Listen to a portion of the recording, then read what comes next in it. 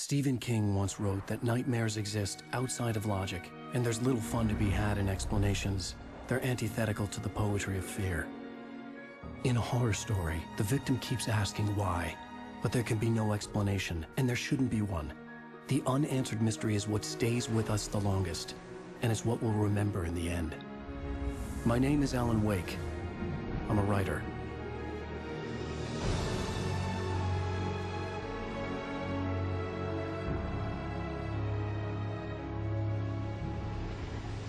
I've always had a vivid imagination, but this dream unsettled me. It was wild and dark and weird, even by my standards. So yes, it began with a dream.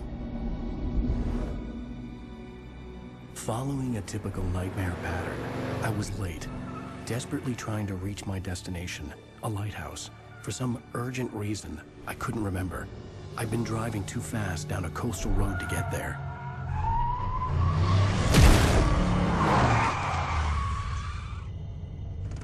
I'd seen the hitchhiker too late.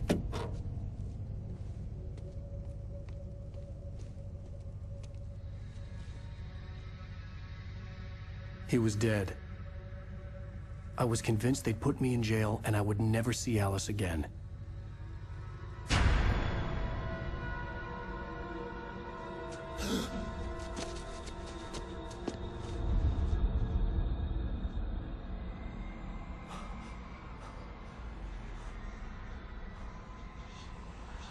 Suddenly, his body was gone. I was in shock from the crash. I could hardly stay on my feet.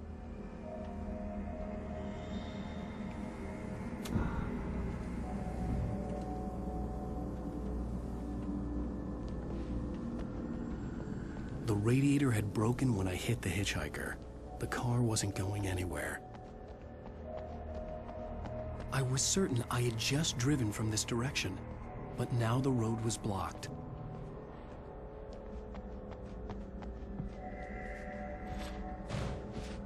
I had to go to the lighthouse. I knew there was something important waiting for me there.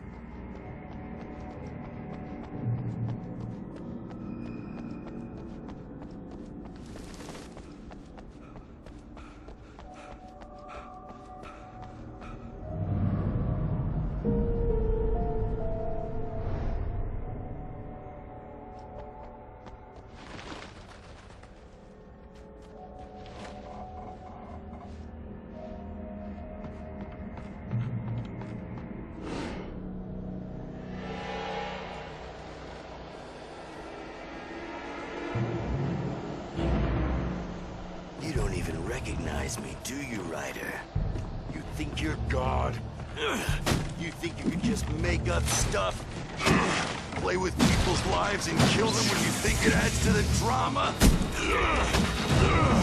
You're in this story now, and I'll make you suffer!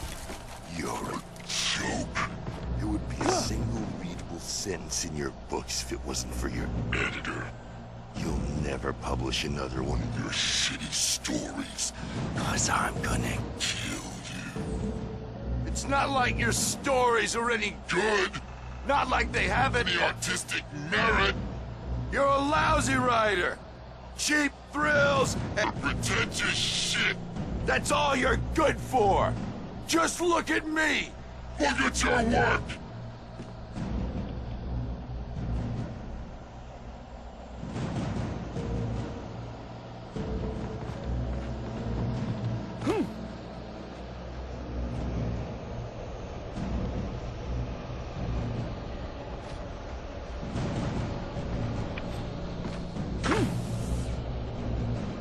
You missed your deadline! Damn.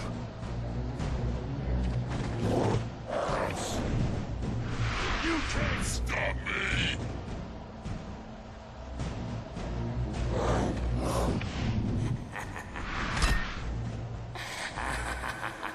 I realized that the hitchhiker was a character from the story I'd been working on.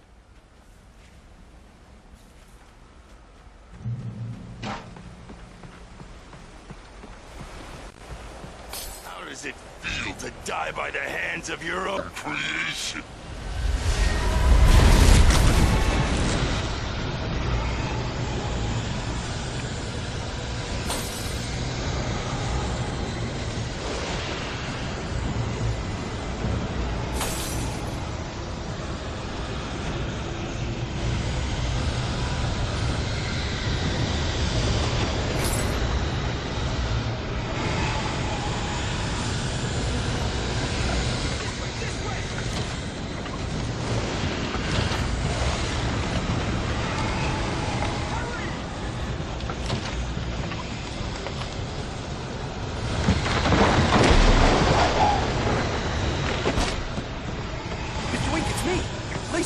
remember? Quickly, get inside! There's no time to lose! It's coming! Inside now! Get inside!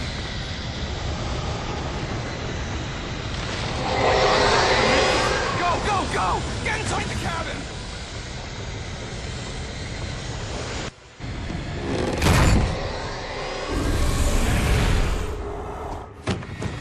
Oh no! Stop! No! Damn it, die! No! No! No!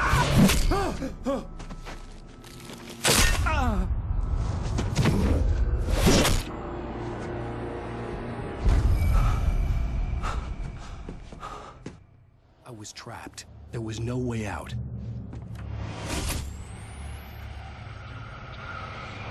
Die, die, die, die, die, die, die, die.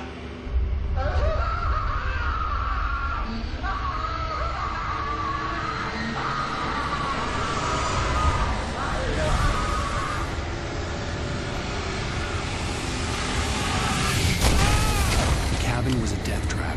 I had to get out.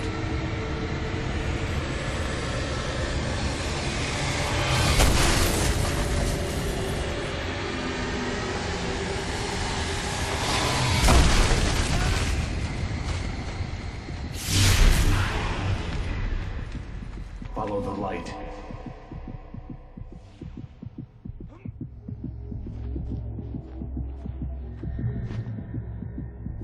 You are hurt. You should go into the light. You are only safe there.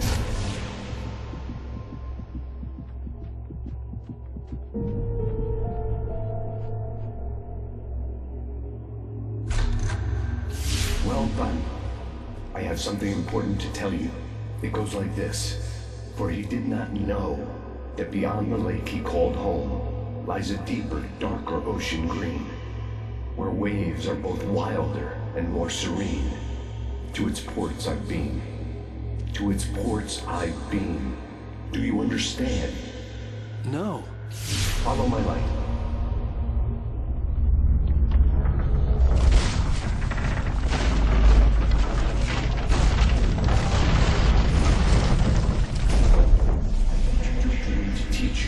The darkness is dangerous. It's sleeping now. When it feels you coming, it will wake up. There's no time. I can only show you the most important thing. The hitchhiker has been taken over by the dark presence. You can't hurt him now. The darkness protects him from all harm. Only light can drive the darkness away and make him vulnerable again. Here, take the light.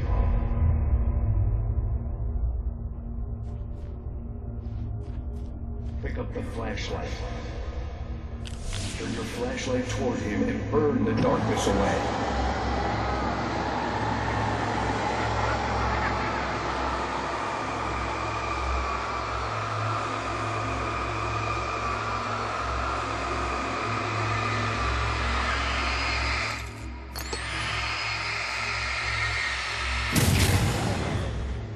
You did it. Now the darkness no longer protects him, but it's still inside, controlling him. He can't be saved. He's still a threat. He is still your enemy. Here, take the gun. Now you'll die.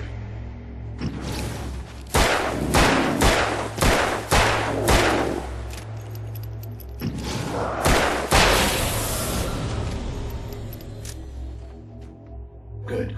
You've done well. Remember what I've taught you. That is all. I will give you back your dream now.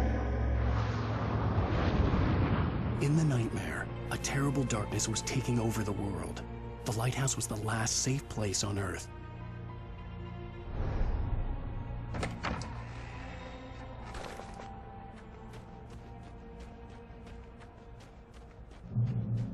You made me this way, and now I'm gonna kill you.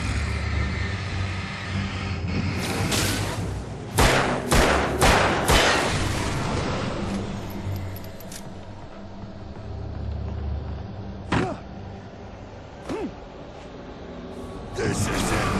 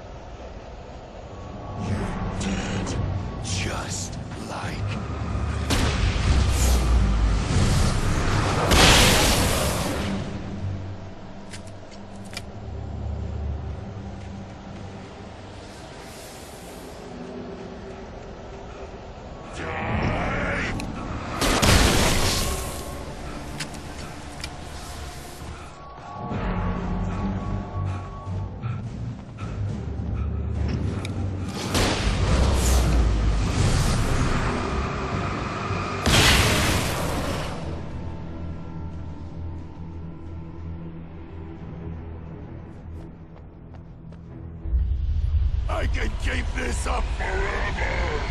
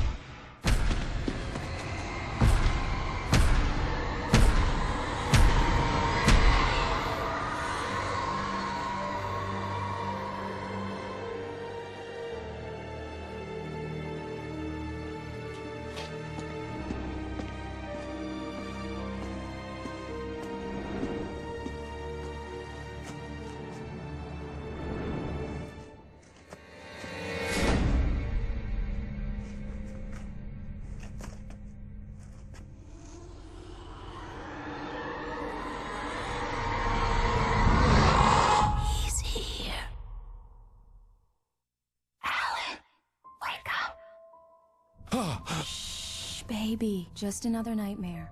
Everything's fine. You dozed off. Right. Anything more than dozed off would be news for everyone. Cheer up, handsome. We're here.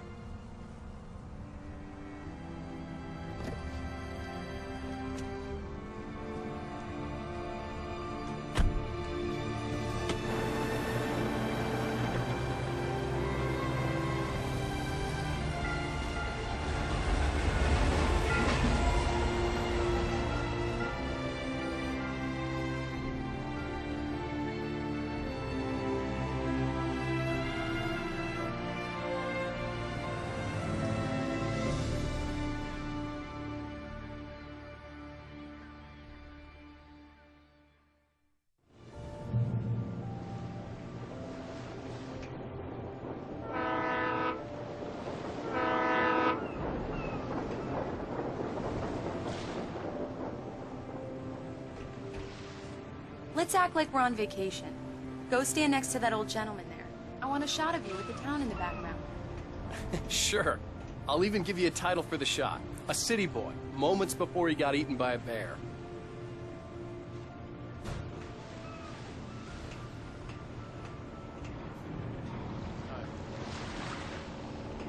Hello there. You picked a good time to visit our town.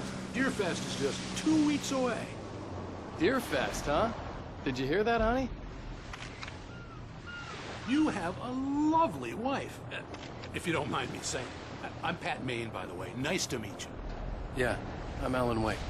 I won't pretend I don't recognize a famous writer such as yourself, Mr. Wake. A pleasure. I'm an avid reader myself. I hope this isn't too presumptuous of me, but I'm the night host at the local radio station. Any chance I could get an interview? Look, Mr. Maine, I'm on vacation.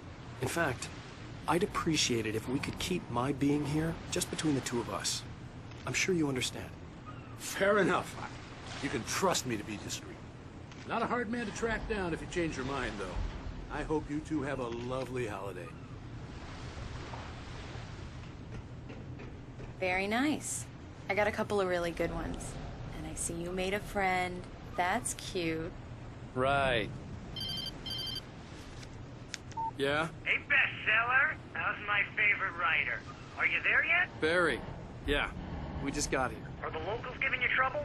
Just say the word, and I'll hop on a plane and come make sure that you're left alone, Al. No, Barry, we're fine. Great, great. Just want to make sure you can relax and recharge. So, how is the place?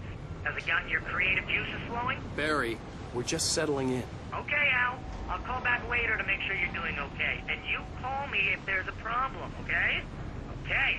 I'm just looking out for you, buddy. Talk to you later. I love you too, Barry. You know he's going to be calling you every 5 minutes. Barry is Barry. I can always turn off the phone. What did I tell you? Text message from Barry. He says hi to you too.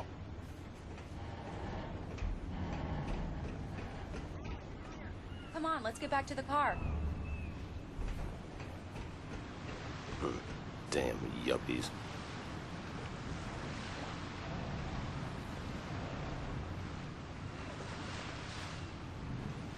Let's see who has the last laugh, city boy. Okay.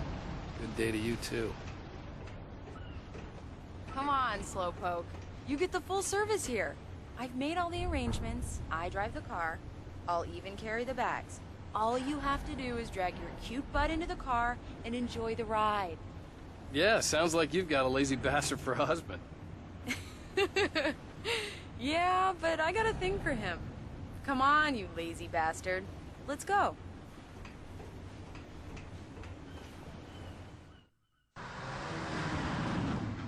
We need to stop at the local diner to get the cabin key from the landlord, a Mr. Carl Stuckey. He's waiting for us. I'll go fill her up while you get the key. I'll pick you up here in, say, 15 minutes? Sure. Alan, thank you for coming here with me. I love you too. Go on. I'll promise to behave.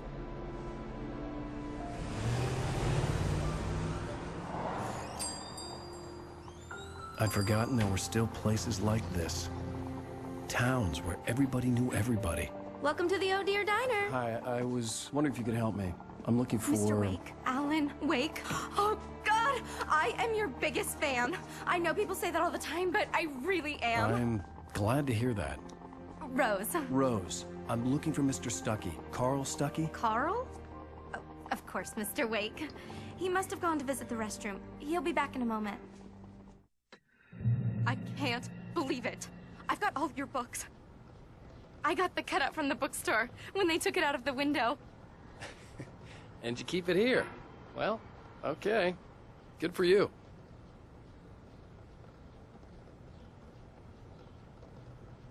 Try the coffee.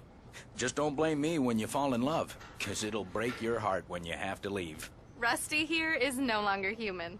Nothing but black coffee under a thin layer of skin. Yeah, that makes two of us.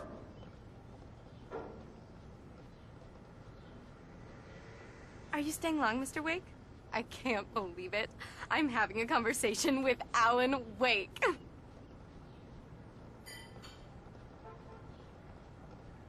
Are you on your own, or is your wife with you? I can show you the town if you want. I get off work at 6. Thanks, Rose. We'll be sure to keep that in mind.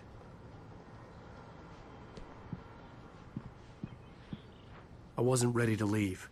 I needed to find Carl Stuckey to get the key to the cabin. Right. So much for a quiet vacation.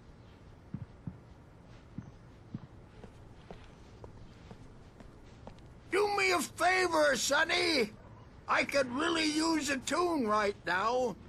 Coconut, number 6 in the jukebox. I'd do it myself, but both of my legs have gone to sleep. Bad circulation. Yeah. Are you serious? Coconut again? You disgust me. Call yourself a rocker. Unbelievable. Ha!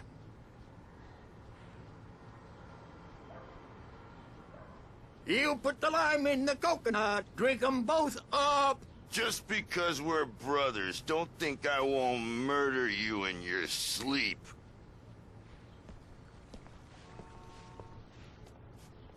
Yes, that's my favorite tune.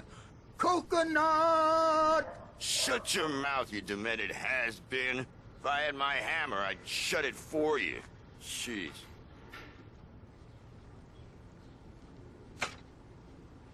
Tune number 6 in the jukebox. Children of the Elder God. Now there's a song for you. It does that. Get stuck.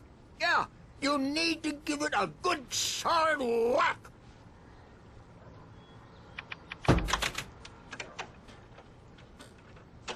Now that's what I'm talking about, yes!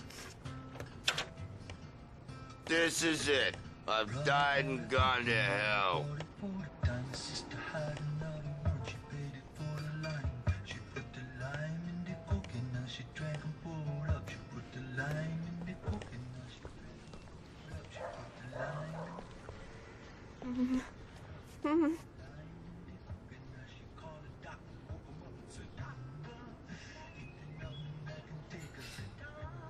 Don't go in there, young man. You can hurt yourself in the dark. I think I can handle it, ma'am. You don't want to die, do you? Worse. I warned Carl Stuckey about it, but he didn't listen. I told Rose last week that she should change the bulb. This is what happens when you get sloppy. I didn't want to wait. I wanted to find Stuckey, to get the key and get out as soon as possible. The waitress was giving me a headache. Overeager fans always did. Darkness never sleeps.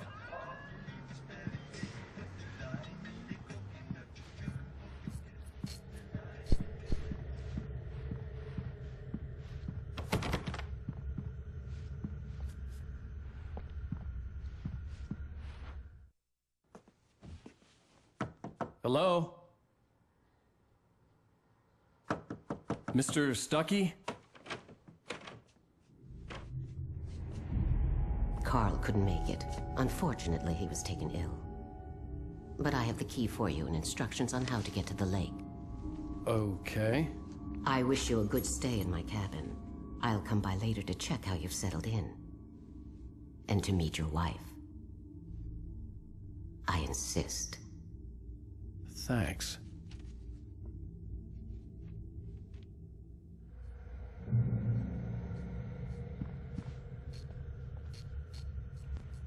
Cauldron Lake is a special place. Very inspiring.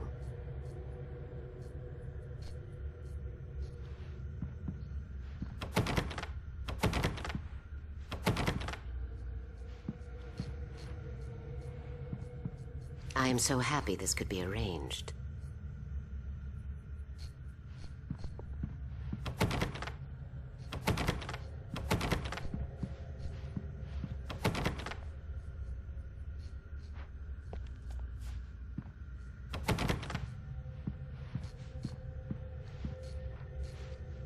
You are not the first rider to stay in the cabin, you know.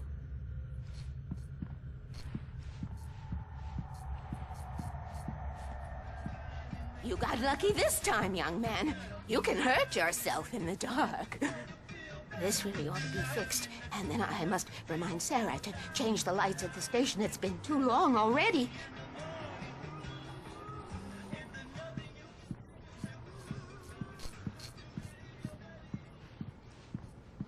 I hadn't seen her leave, but the old lady was gone.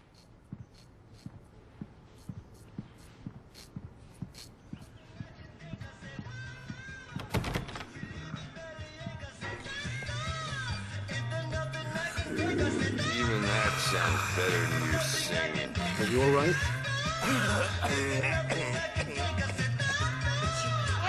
Splendid! Damn hernia. It swells up like a balloon if I lift anything heavier than a spoon. Yeah, splendid. It's been a long time, Tom. Good to see you. Hey, you wouldn't happen to have a bottle on you, would you, Tom? I wish. The Andersons, they're, local musicians. We're waiting for Dr. Hartman to come pick them up. They wandered off from his clinic at the Cauldron Lake Lodge.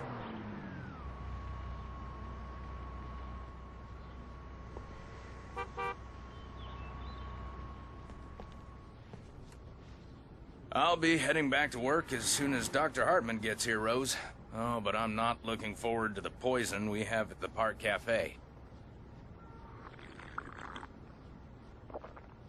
Now this is what coffee should taste like. Oh, Rusty, that's so sweet. I'll swing by with a fresh cup later on.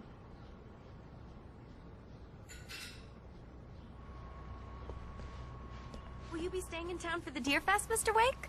The deer is dear to me. The deer is dear to me.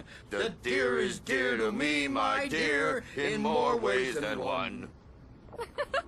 Oh, dear. That's not really our festival anthem. Could have fooled me there. I had the keys. Alice was outside. I didn't want to keep her waiting.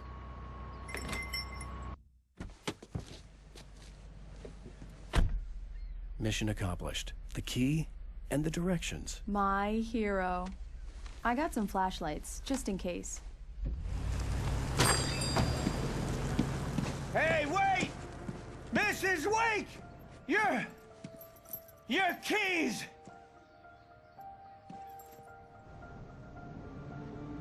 That diner was a real nut house.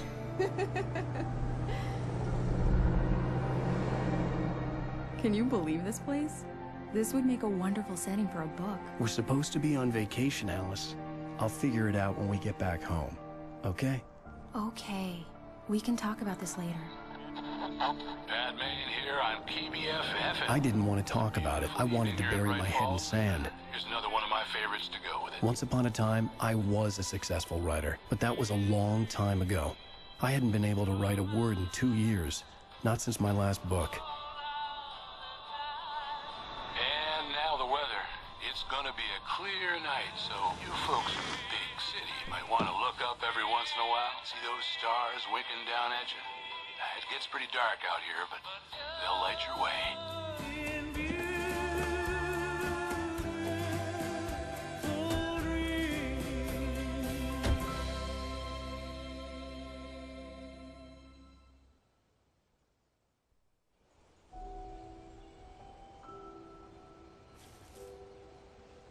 Wow. It's gorgeous, Alan. It's something, all right. Don't worry, honey. I'll get you inside safe and sound before it gets dark. And I've got the flashlight. I know. I'm okay.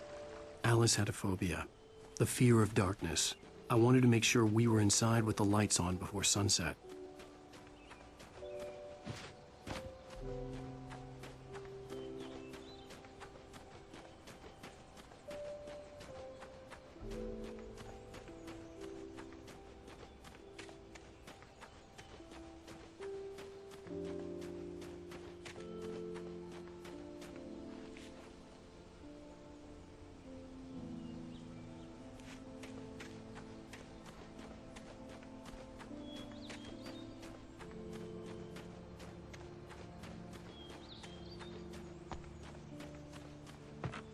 The cabin obviously got its name from the shape of the island.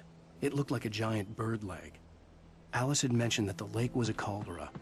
There was a dormant volcano under it.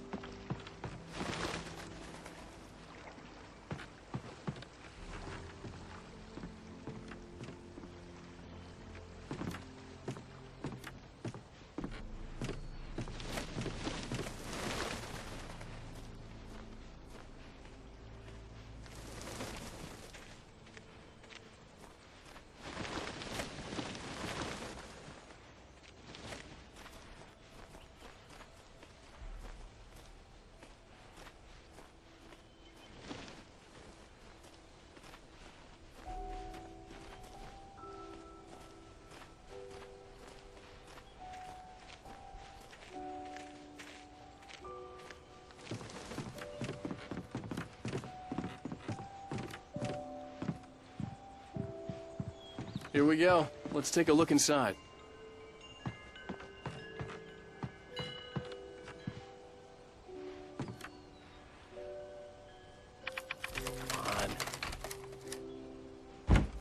It's dark in there. We need lights. Can you figure out how to get the power on, honey? Sure thing. I'm on it.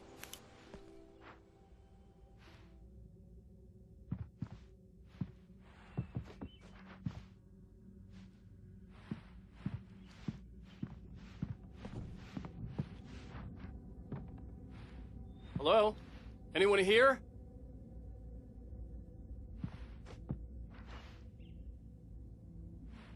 A shoebox filled with books by Thomas Zane sat on the shelf. I'd never heard of him before.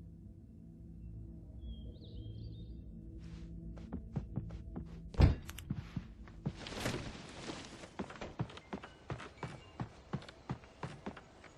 Deer Fest guests have already started to arrive. Just ran into one on the ferry. A famous artist, no less, but we'll see if we can rope him into an interview later on. Now, let's go to the phones. Caller, you're on KBF-FM. Hi, Pat. It's Rose. Why, hello, Rose. What's on your mind? I know who that famous artist was. It was Alan Wake, wasn't it? He's my favorite writer. Well, Rose, I just saw him at the diner. Oh, I am so excited he's here. I'm sure he's glad to be here, too. Well, folks, I guess the secret's out. This is Pat Maine on KBF-FM. And now, some music. Great. So much for keeping a low profile.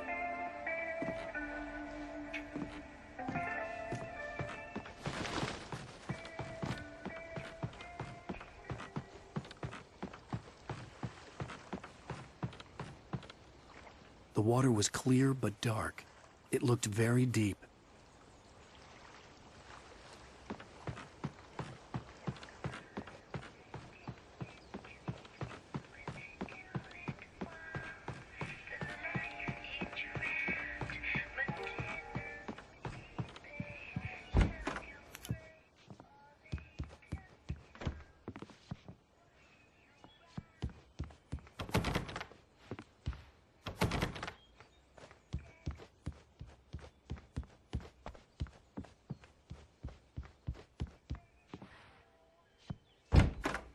The cabin looked like a time capsule from the 60s, or even earlier.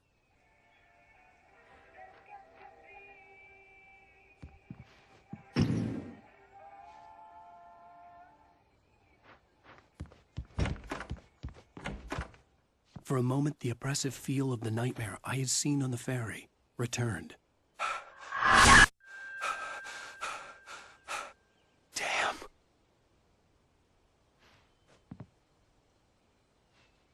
I needed to get the power running in the cabin. There had to be a fuse box or a generator somewhere on the island.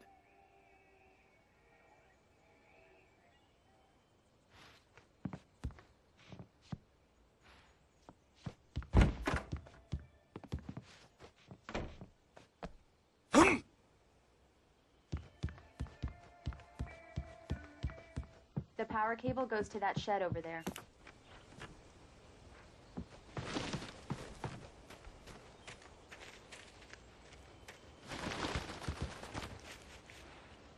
The island had once been the site for a love story. Maybe it would be that again.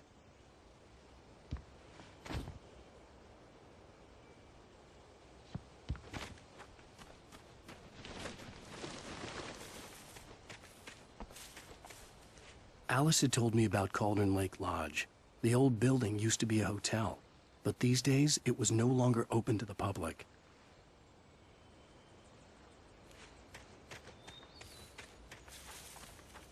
An old generator had been connected to the power cable.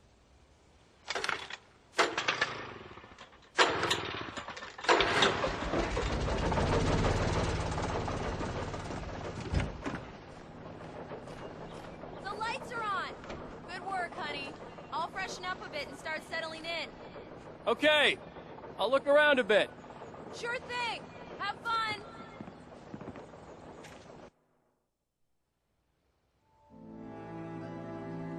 It was a beautiful place. I told myself I could rest here, sleep here, and forget about my work.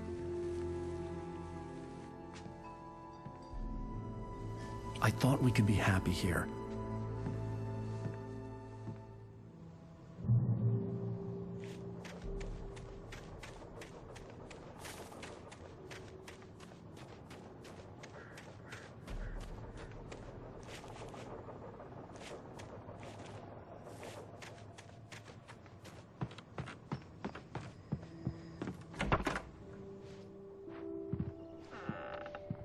Alice?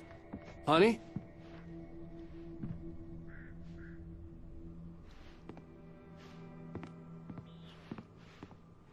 Alan, I'm upstairs. I have a surprise for you.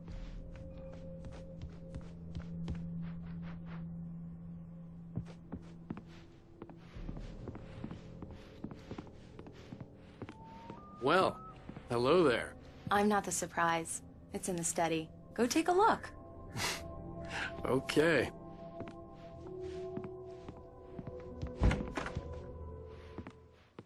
Surprise! Alice? What is this? I guess I have a small confession to make. I thought maybe you could write here that a change of scenery would get you past... Damn it, Alice, everyone keeps... Hey, just hear me out. There's a local doctor, Dr. Hartman. I read a book of his. He has a private clinic here. He specializes in helping artists. Maybe... So now you want to get me committed? No, it's not like that. That's not... Alan? Alan? Just don't! I don't want to hear it. God damn it, Alice! God damn it! I knew she wouldn't follow me in the dark. I needed some time alone to think things through.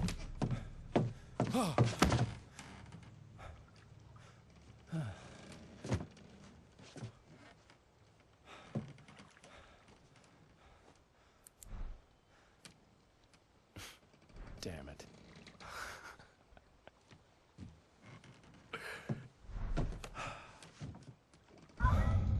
Alice? Alice? Alice! The cabin had gone dark. All the lights were out.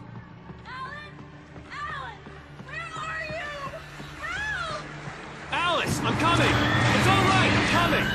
What the hell? Alan! Help me!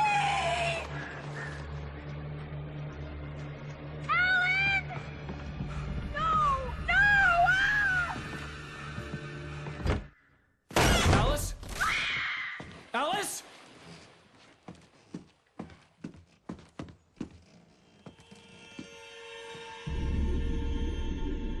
Oh no!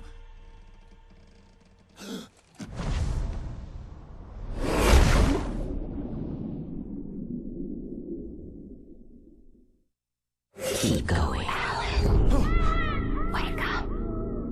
Alice?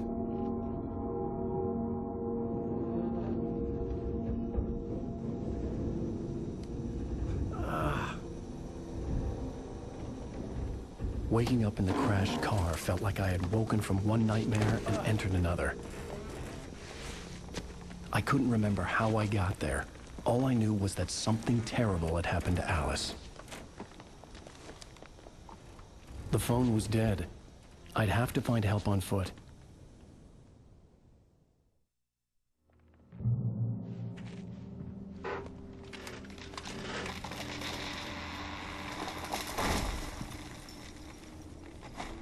Among Alice's things was a book, The Creator's Dilemma, by a Dr. Emil Hartman. Seeing the book brought back my fight with Alice. I didn't like it, and I didn't like the guy's smug face on the cover either.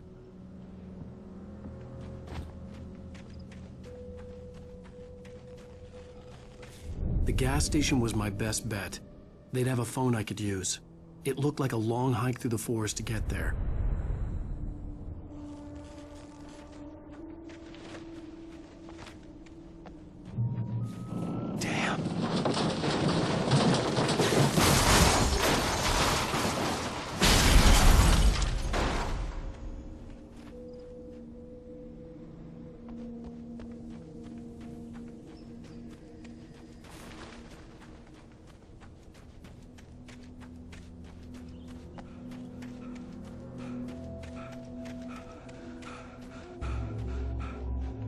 Hello?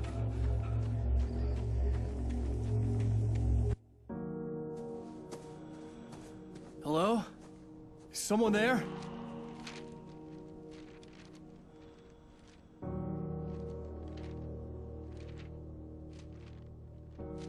The loose sheets of paper were pages from a manuscript entitled Departure. That was the name I planned to use for the next novel I had never gotten started. I was named the author. I hadn't written it. I couldn't remember writing it. In the scene on the page, the hero was attacked by an axe murderer in the woods at night.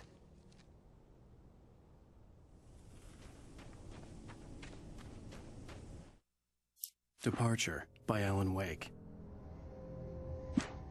The man turned to face me. His face was covered in shadows. It was hard to make him out in the darkness of the forest that surrounded us, but the axe he lifted was plain to see. It glistened with the blood of his victim. He grinned madly.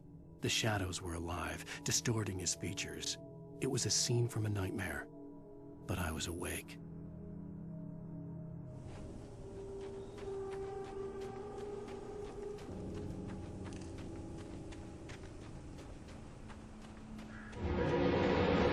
Anybody there?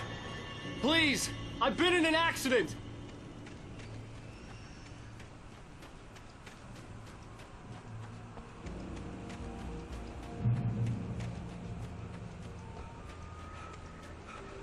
The lights up ahead were a good sign. Maybe I wouldn't have to hike all the way down to the gas station to find a phone.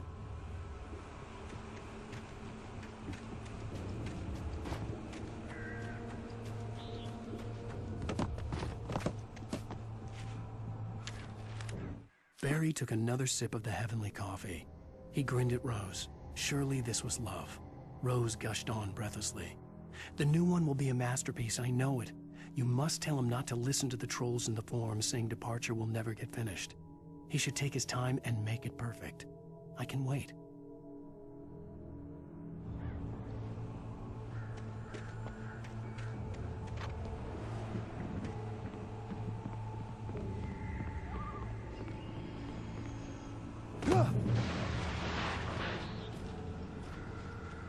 Anybody there? Please, I've been in an accident. Hey! Hey, you! Phil! There's been an accident. I need help. Listen, I need to... Premium cabins for rent in...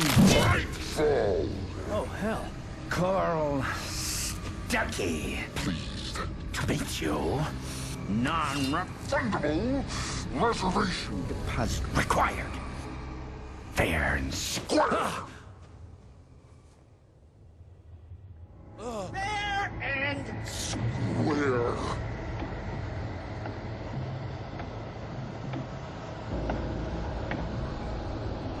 Carl Stuckey.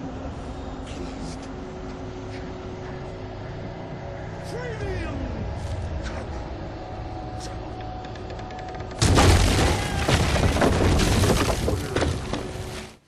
The Taken stood before me. It was impossible to focus on it, as if it stood in a blind spot caused by a brain tumor and eye disease. It was bleeding shadows like ink underwater, like a cloud of blood from a shark bite. I was terrified. I squeezed the flashlight like my life depended on it, willing it to stop coming any closer. Suddenly something gave, and the light seemed to shine brighter.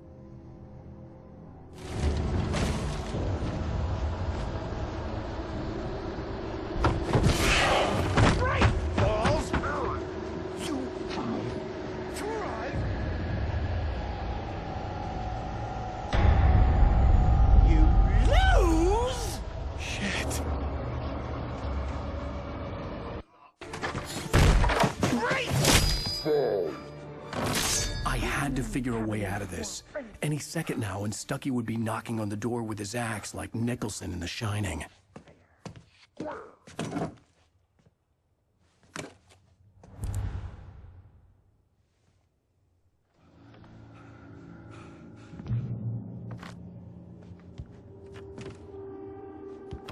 I wasn't about to open the door, as long as I was liable to catch an axe with my forehead. During your trying,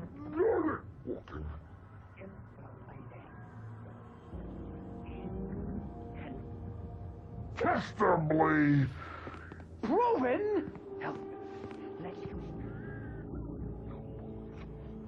one stone. You can see the sights and keep those cholesterol levels down at the same time. Yes. Bright Falls Sheriff Station. How may I... Hello? Hello?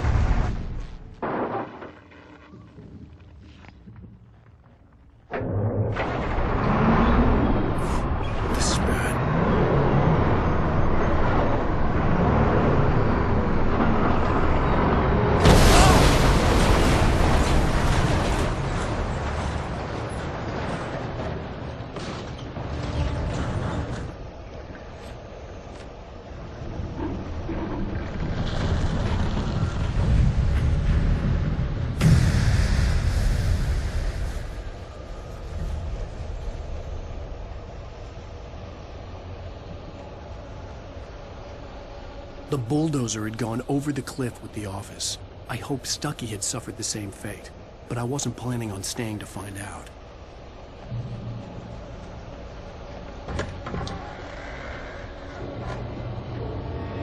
There were more of them.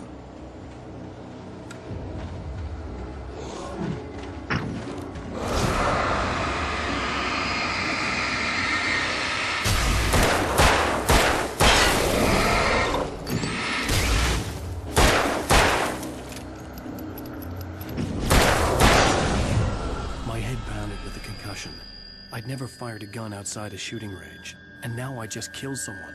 Or something. There were no bodies. They just disappeared. If I was dreaming, it felt real enough to make me sick.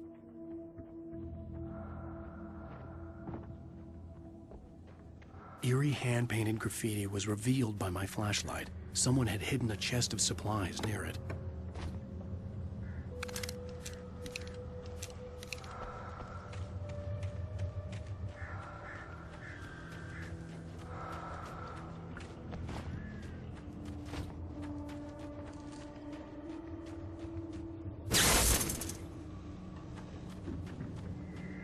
The dark forest was the last place I wanted to go, but I had no choice. I had to get to the gas station. It's rabbit season!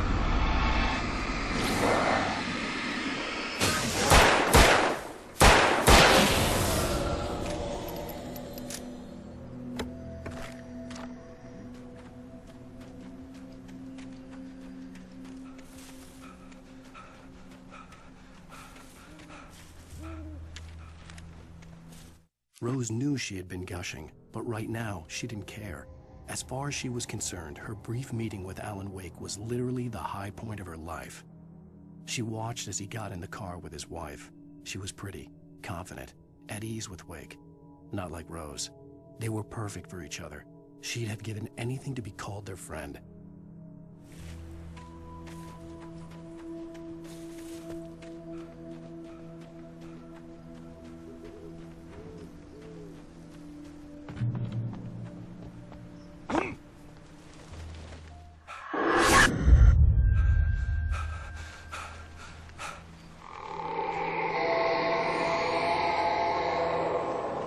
What the hell was that?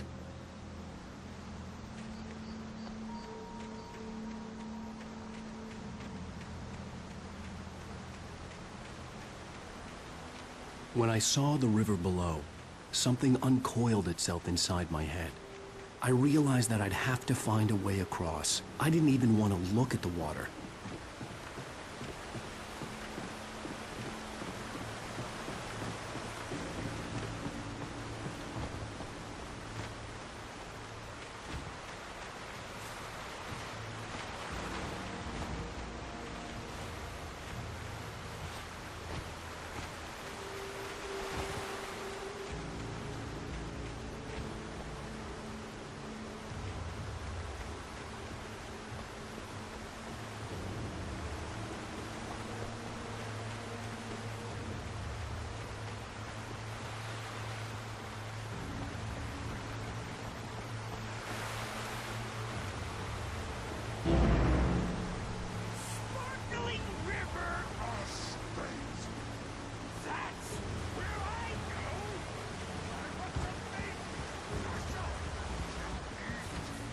Stucky was still out there, in the dark, stalking me.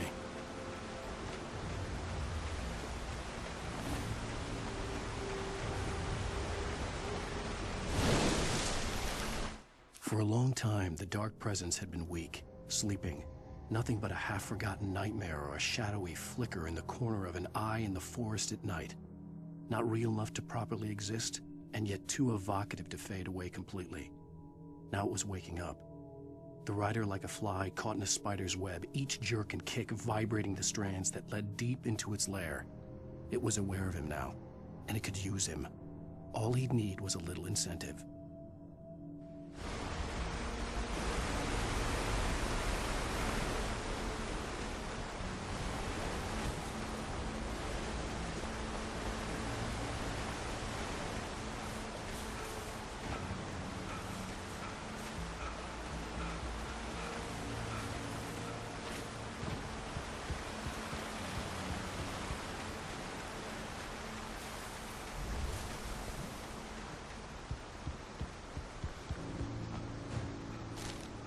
Barry Wheeler was bouncing off the walls.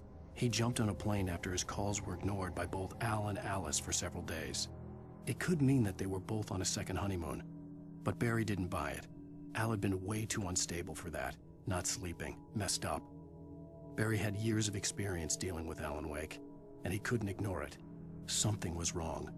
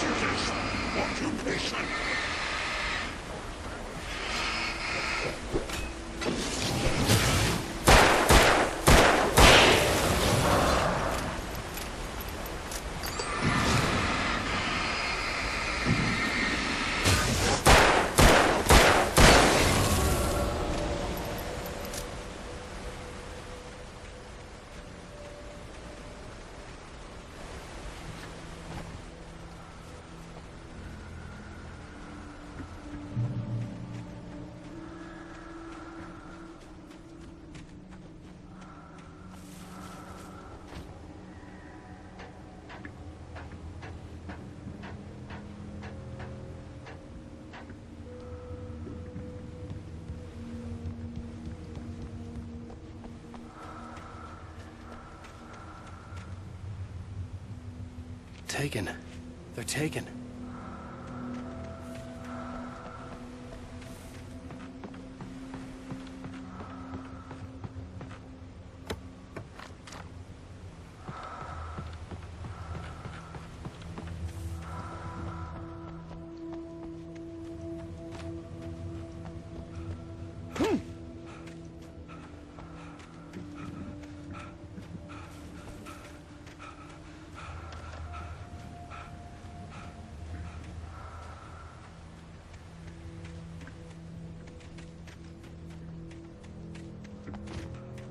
The staircase was broken. I had to make my way up some other way.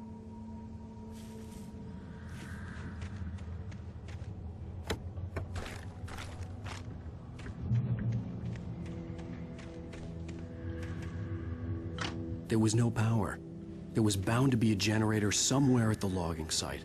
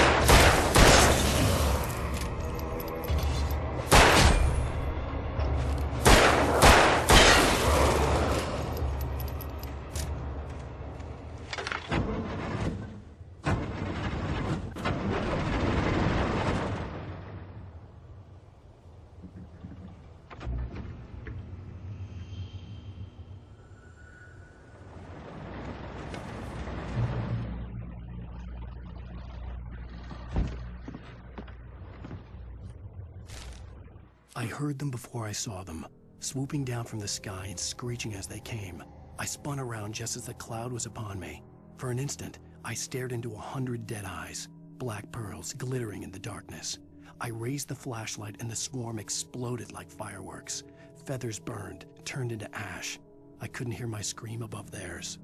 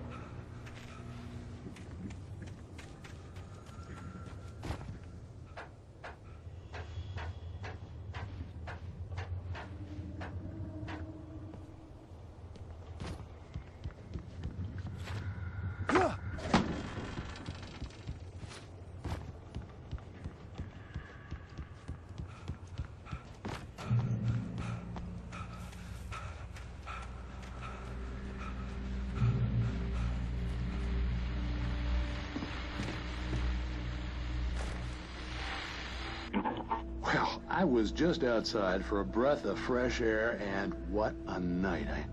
I know most of you are probably in your beds by now, but if you're still up and around, take a moment. Step outside for a spell and breathe in deep. The weather is absolutely still. The sky is crystal clear. It's like the forest is quietly breathing along with you. As you listeners know, I'm a night owl, and it's on nights like this I wish I wasn't cooped up in the studio. Makes an old man like me wish I could just roam wild. But here I am, and who'd keep you company all night long if I weren't? It looks like I'm not the only one staying up late. Caller, you're on the air. Hey, Pat, it's Maurice Horton. Hello, Maurice. What are you up to?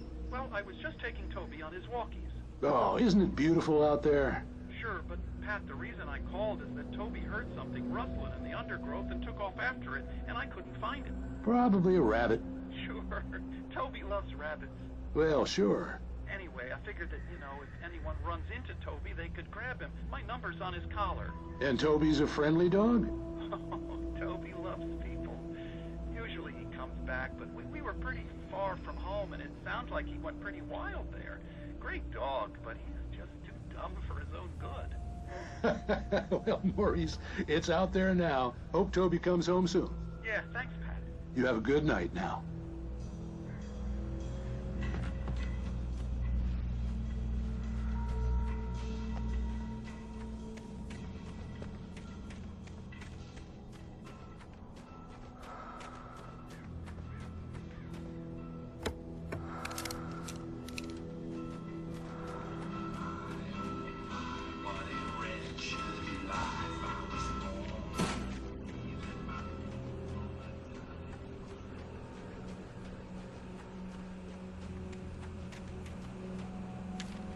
At first, I kept finding the pages as if by accident.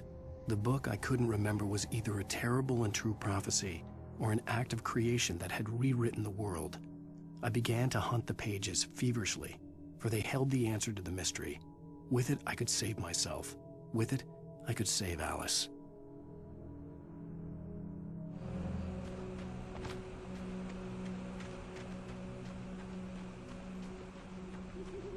The gas station was closer now, its light welcoming in the darkness. Paul makes the best dogs in the state.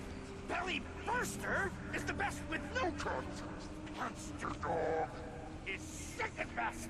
The famous dog is third.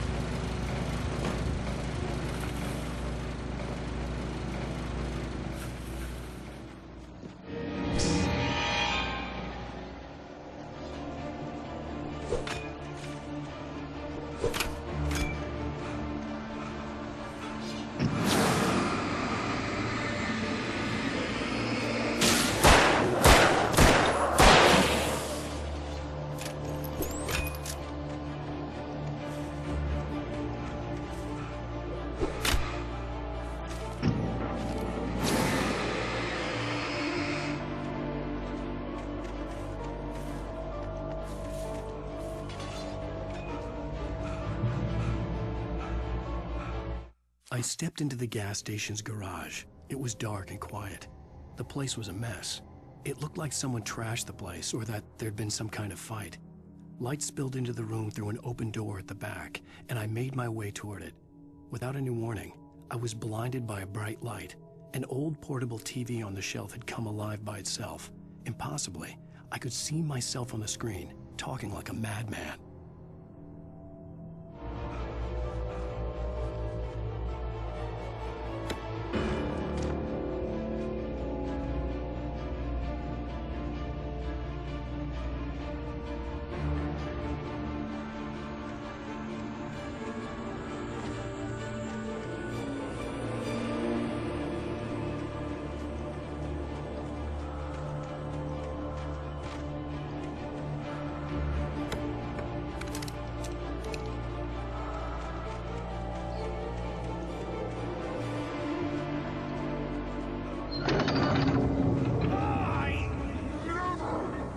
salad, though. A man like me needs a hefty meal. That's for the day.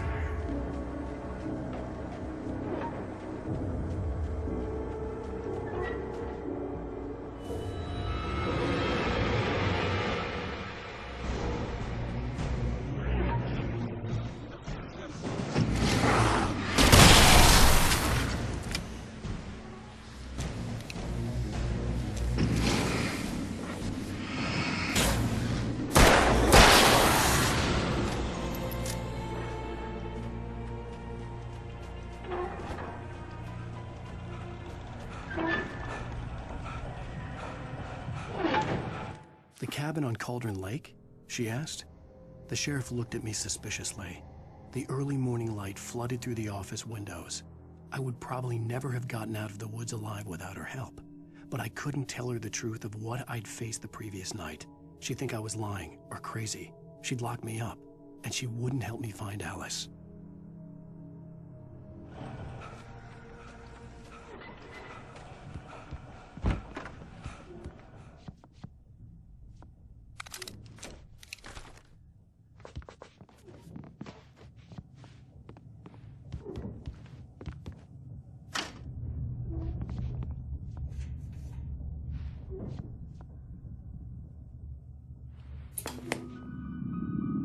Science.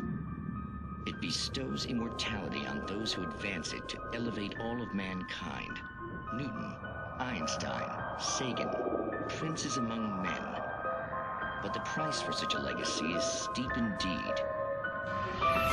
In Night Springs. Tonight's episode, a quantum suicide. If our lives are already written, it would take a courageous man to change the script. Having called a press conference, Dr. Barclay Colvin is about to demonstrate that very courage. Ladies and gentlemen of the press, I am Dr. Barclay Colvin, and I'm glad so many of you could join me here at the Moorcock Institute. Tonight, I'm going to give a practical demonstration of the many worlds interpretation.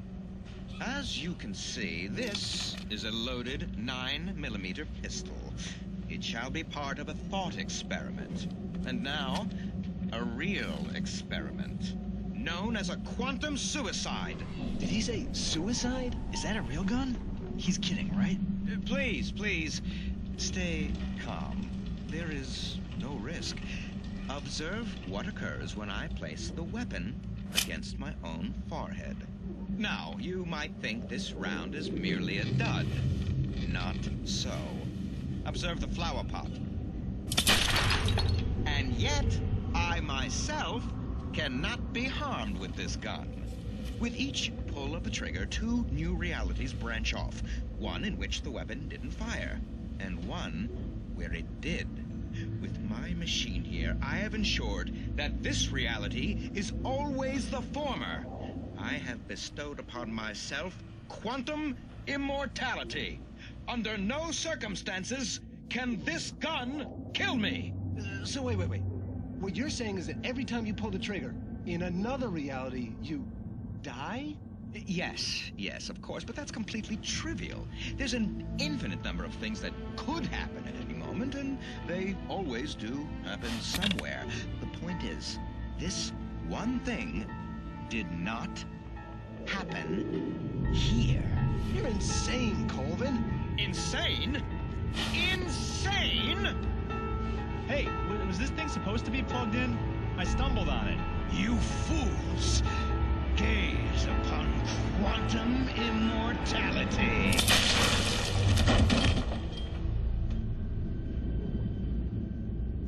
Poor Dr. Colvin, filled by his own hubris or the ignorance of the masses. Perhaps he should have left the crate unopened, the decaying atom unobserved. Curiosity often kills the cat. In Night Springs.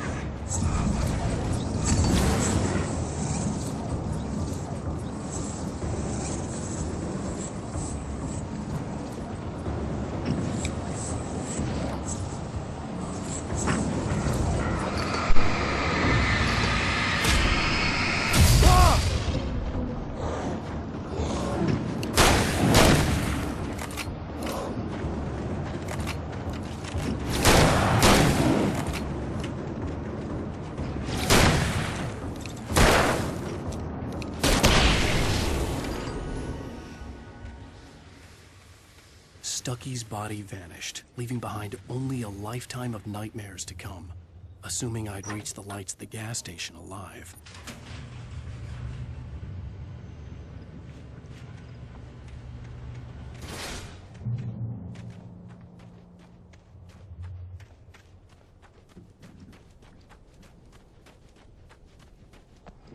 I recognized the parade float I had seen in Bright Falls when I first arrived with Alice.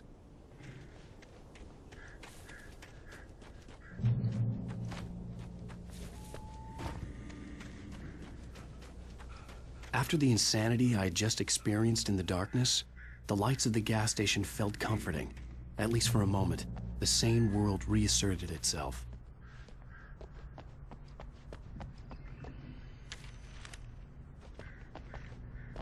The Deer Fest had been 2 weeks away when we arrived. If the day count on the banner was right, I was missing a whole week between the night we got here and now. Stucky spat on the garage floor and tried to shake the cobwebs from his head. Ever since the couple never showed to pick up the keys, things had been fuzzy. Something, a feeling caught his attention. Stucky looked up and stared as his brain tried in vain to process the horror before him. He stumbled back, knocking over a can of oil. A black pool spread across the floor while he struggled for a brief moment, then let go as the unrelenting darkness engulfed him.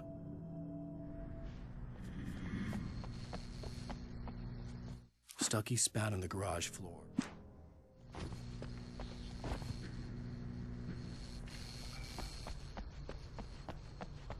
I had to get inside the gas station to find a phone to call for help. Toby knew the smell. It was the man, the nice man who always gave him treats and never got tired of playing with him. Toby wagged his tail in excited anticipation and gave a joyous bark. Then there was another smell, a wrong smell, and it was alien enough to stop Toby in his tracks. Confused, he growled deep in his throat. The wrong smell came from the nice man. Blind animal terror pierced the dog's brain an instant before the axe followed suit.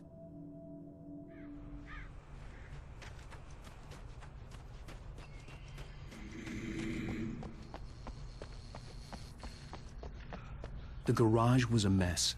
It looked like someone had trashed the place, or that there'd been some kind of fight.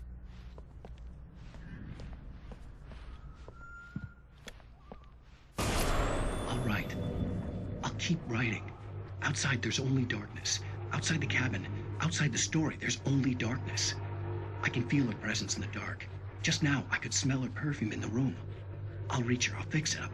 I'll bring her back. The story will come true. If I stop, she's lost. I don't believe this. It'd been me on the TV, talking crazy. Was I losing my mind?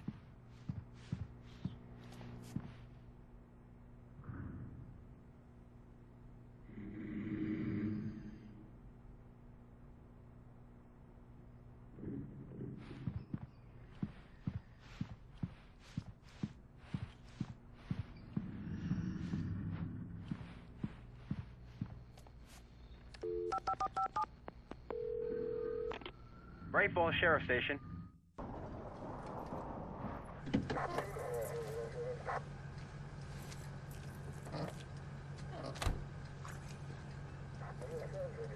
Oh, thank God, Sheriff. Sheriff Sarah Breaker. You are... I'm Alan Wake, but listen. I was in a car crash. My wife, Alice, she's missing. Calm down, Mr. Wake. We were staying in a cabin on the island, on Cauldron Lake. There's no island on Cauldron Lake. Not since the big eruption in the 70s. Please, I can take you there, okay? You look like you've taken a pretty bad knock to the head. Are you okay? Listen. We'll figure this out. Please get in the car. We'll swing by the lake and then we'll go to the station, okay? Mr. Wake, have you seen Stucky, the guy who owns this place? I realized I couldn't tell her what had happened in the forest. She wouldn't have believed me. And then she wouldn't have helped me with Alice.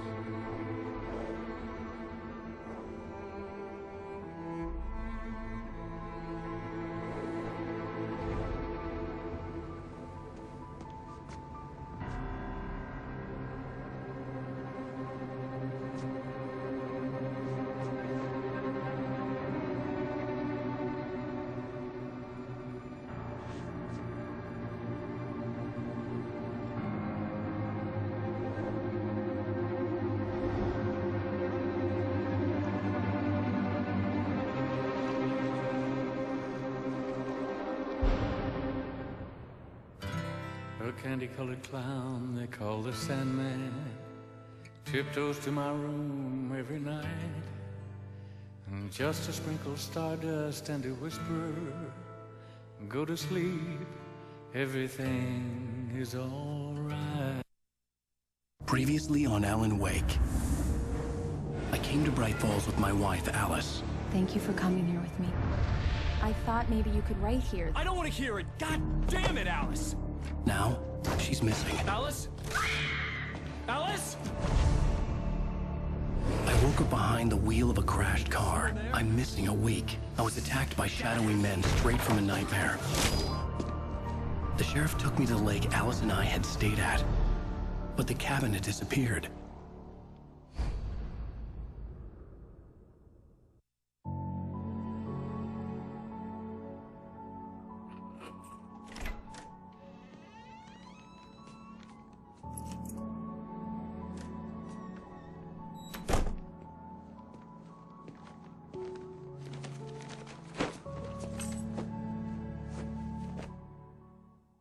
Honey, I'm home.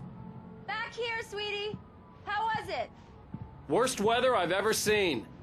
You should put some coffee on. It'll warm you up. Hey, handsome. This is gonna be a long night, but these shots are turning out great. I guess you're gonna need that coffee then. I'll go put it on.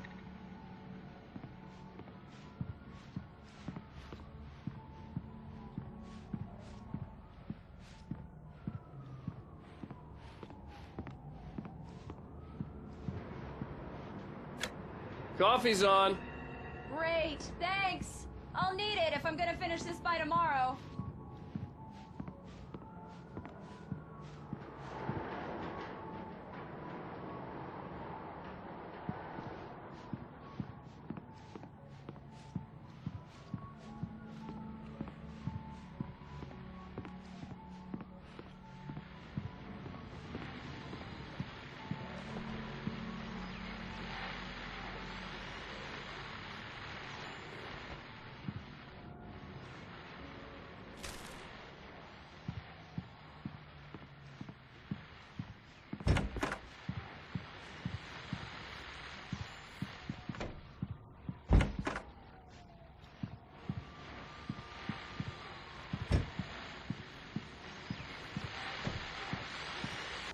The continuing freezing rain and heavy snowfall have necessitated a winter storm warning in the entire tri-state area. People are advised to stay indoors, as many roadways are already closed, and city officials are not expecting snow crews to keep up with the weather. We're now on the third day of the blizzard, and the weather is not expected to clear up anytime soon.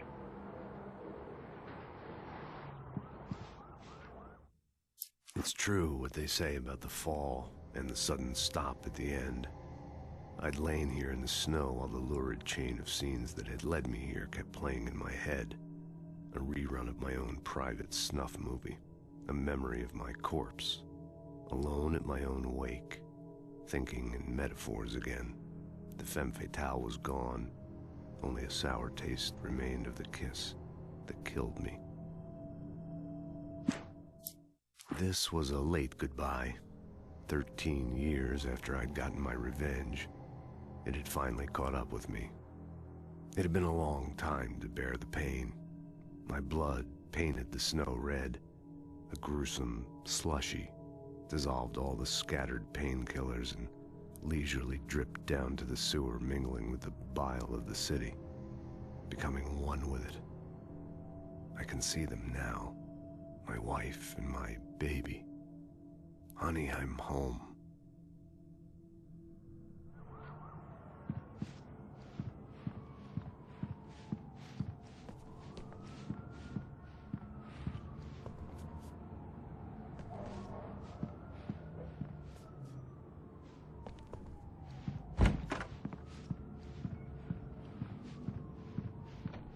Oh, hey, I just finished those cover mock-ups. They're on your desk. Tell me what you think.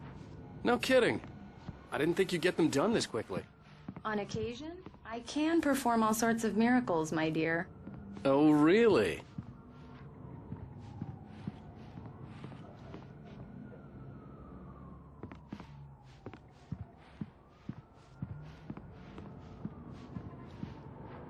These look really good. Oh, sure, until Barry gets his hands on them. Which, by the way, will happen over my dead body. The last time was the last time. Oh, and speaking of Barry, he called. Alan? Alan, please check the fuse box. I'm right here. I'm on it, honey. Please hurry. I'm right here, baby. I'm fine. Just get the lights back on. Now, please.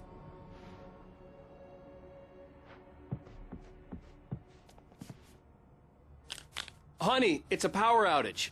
I've got the flashlight. Okay. Hi. You okay? I'm sorry. It just really spooked me. Don't worry. We'll just break out the candles. I know it's stupid, but it's just...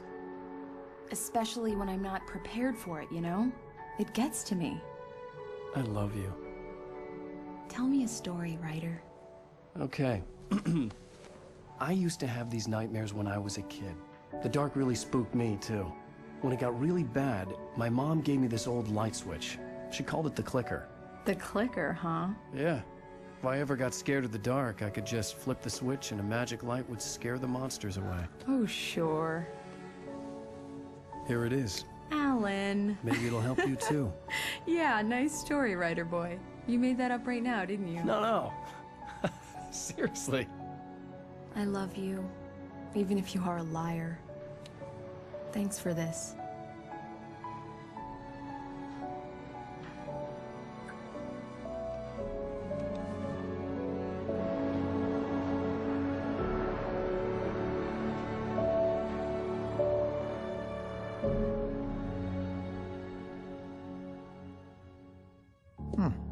How do you feel, Mr. Wake? Any nausea, disorientation, anything like that? Mr. Wake, how are you feeling? I'm okay. My head's fine. I had to lie about my headache and memory loss. He'd send me to a hospital for tests. I couldn't leave without Alice.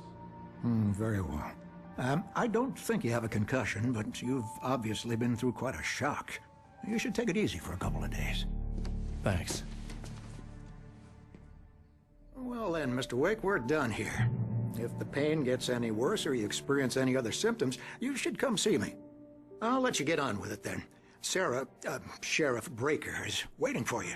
She's very good at her job. I'm sure she can locate your wife in no time. Doc Nelson was the image of a small-town doctor. Sheriff Breaker had called him to the station to take a look at the cut in my head.